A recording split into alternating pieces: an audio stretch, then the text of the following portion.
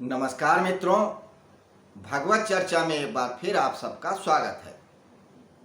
हम लोग भगवत गीता के 18वें अध्याय मोक्ष संन्यास योग पे चर्चा कर रहे हैं।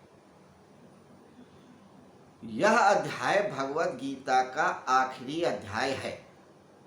भगवत गीता में 700 श्लोक हैं। हम लोग अब इस भगवत गीता के समाप्ति पे पहुंच रहे हैं। 18वें अध्याय के 70 श्लोकों तक चर्चा किया है, रोज एक एक करके। आज 71वें श्लोक पे बात करेंगे। प्रकरण की बात करें तो सारा उपदेश देने के बाद भगवान श्री कृष्ण ने अर्जुन से कहा, हे अर्जुन, मैंने तुझको गुह्य से गुह्य यानी very secret of the secret knowledge जो दिया है वो तू किसी से मत कहना। अगर कहना है तो जो भक्त हो मेरा, जो तपशील हो, तप करने वाला हो और जिसको मेरे ऊपर श्रद्धा हो, सिर्फ उन्हीं से कहना, उन्हीं को ये मोस्ट सीक्रेट बात बतलाना, वरना किसी को मत बताना। क्यों? क्योंकि ये जो संवाद है मेरे और तुम्हारे बीच, धर्ममय संवाद, जो उपदेश दिया है और जो वार्तालाप किया है, भगवान श्री कृष्ण ने स्वयं कहा है कि यह धर्ममय संवाद है। ये वो संवाद है, ये वो वार्तालाप है जिसमें धर्म की चर्चा की गई है। धर्म यानी जिसे करना हमारा कर्तव्य है, जिसकी आधारशिला पे हमारा जीवन उन्नति को प्राप्त करता है, या धर्म वो आधारशिला है जिसके आधार पे पूरा समाज का ढांचा खड़ा हुआ है। तो ये भगवत गीता उसी धर्म पे चर्चा है जो मनुष्य के कल्याण को बताता है कि उसका कल्याण कैसे हो। तो ये जो सीक्रेट बात है ये किसी से नहीं कहना। क्यों? क्योंकि ये वार्तालाप धर्म का संवाद है, मेरे द्वारा कहा गया अति गुह्य और गोपनीय बात है।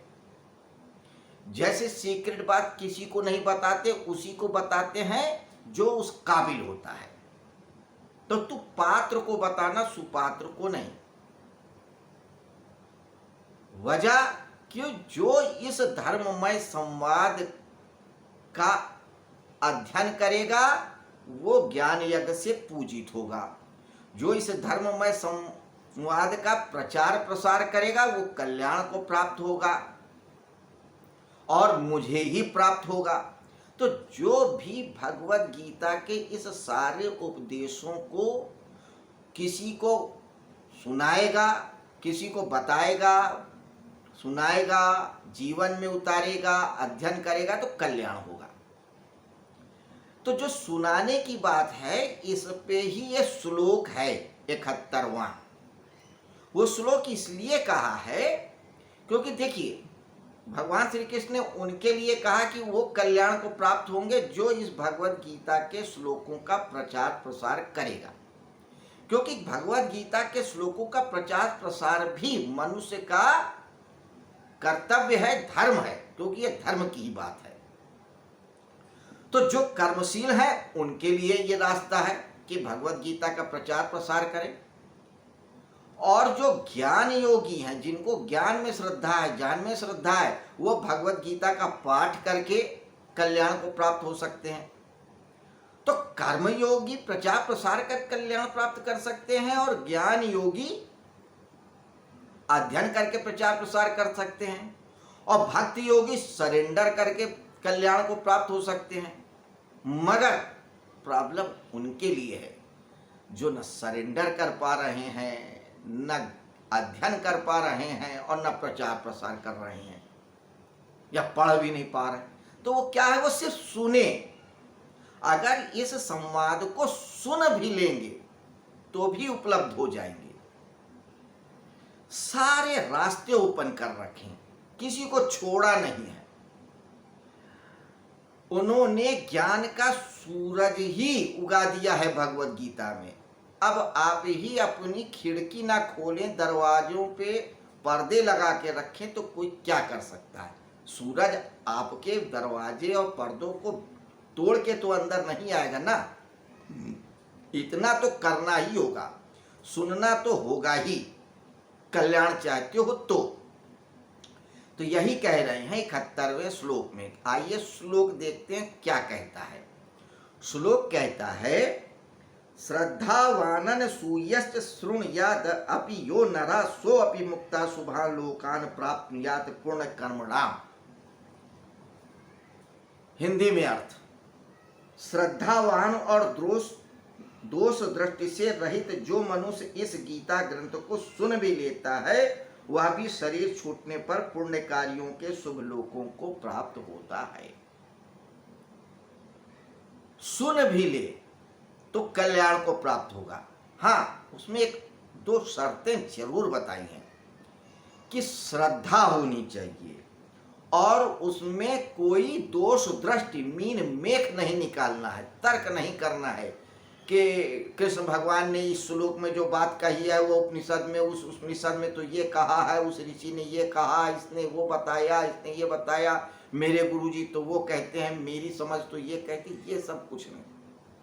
जो कहा भगवान श्री कृष्ण ने वो सही कहा, सत्य कहा, कल्याणकारी कहा। उसमें कोई मीन मेख नहीं निकालना है, दोष नहीं निकालना है।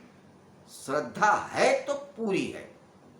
अगर भगवान श्री कृष्ण ने कहा है कि इसको पढ़ के कल्याण होगा तो होगा। फिर ये नहीं करे अरे यार मैं 2 साल से तो भगवत गीता का पाठ कर रहा हूं, कहीं कुछ नहीं हुआ, वही बीमारी, वही हारी, वही बदनामी, वही दुख, वही कलेश, कहाँ कल्याण है। नहीं, दोष दृष्टि रहित तो होके श्रद्धा से सुनोगे तो ही कल्याण होगा। वो भी मृत्यु के बाद जब आप जाएंगे तो उत्तम लोगों को पहुंचेंगे। वो ये बात क्यों कह रहे हैं? क्योंकि कल्याण का अर्थ ये नहीं है कि आपके बेटे की नौकरी लग जाएगी, बेटी की शादी हो जाएगी, मकान बन जाएगा, मुकदमा में आप जीत जाएंगे, दिस और दैट, ये कुछ नहीं।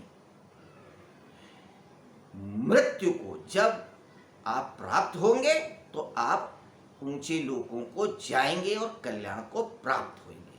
अर्थ ये है। तो भगवान श्री कृष्ण सारी बातें समझा के कहते, कहीं कोई छुपा के नहीं कहते हैं।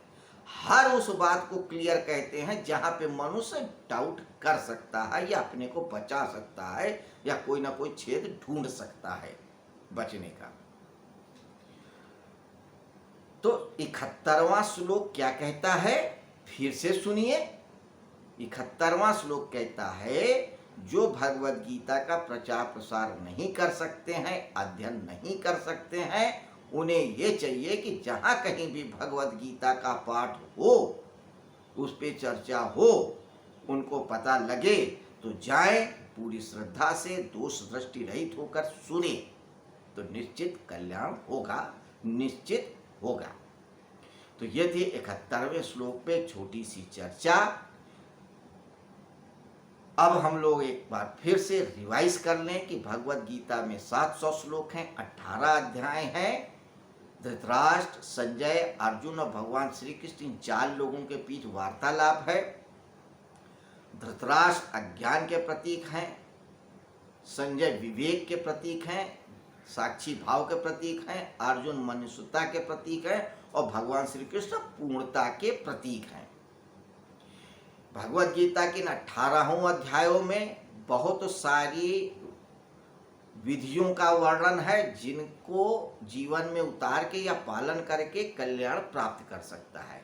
लेकिन उन तमाम विधियों में भक्ति योग, ज्ञान योग, कर्म योग मुख्य रूप से कहा है, लेकिन भक्ति मार्ग को अति उत्तम बताया है, सबके लिए सुलभ बताया है। कुछ विचारक, कुछ भाष्यकार, कुछ चिंतक, कुछ अध्येता भगवत गीता में कर्म की प्रधानता मानते हैं, कुछ लोग भक्ति की प्रधानता मानते हैं, कुछ ज्ञान की प्रधानता मानते हैं। ये अपनी अपनी समझ और चॉइस का मामला है। भगवत गीता में सबके लिए हीरे मोती जवाहरात हैं ज्ञान का। तो ये ज्ञान का अथाह समंदर है। अब आप डुबकी लगाएं, जो हीरा, जो कंकड़, जो पत्थर चाहिए वो निकाल लाएं। ये आपकी चॉइस का मामला है।